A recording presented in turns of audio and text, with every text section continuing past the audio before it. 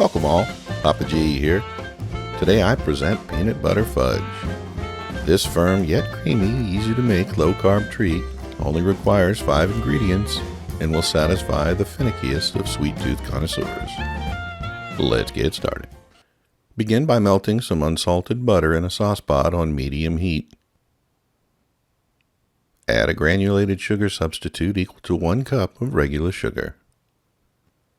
Stir to incorporate the sweetener and butter together. When it's just about melted, add some salt and stir to combine. Now add some all-natural creamy peanut butter.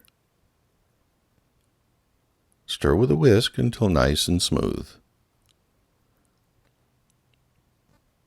When it just begins to bubble, remove from the heat and stir in some vanilla extract. Line a 9 by 9 inch pan with parchment paper. Carefully pour the fudge mixture into the middle of the pan. Give a little shake to evenly distribute.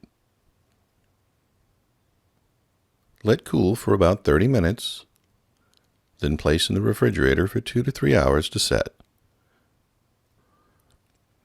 Lift out the fudge from the pan.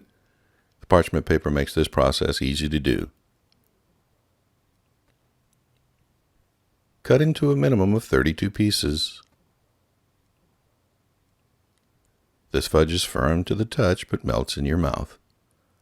It also stores nicely in an airtight container in the refrigerator for whenever that sweet tooth comes a-calling. There you have it, folks, my peanut butter fudge recipe, an easy-to-make low-carb treat. I hope you enjoyed this video. If you did, please like and consider subscribing. Thanks for watching, and I'll see you next time.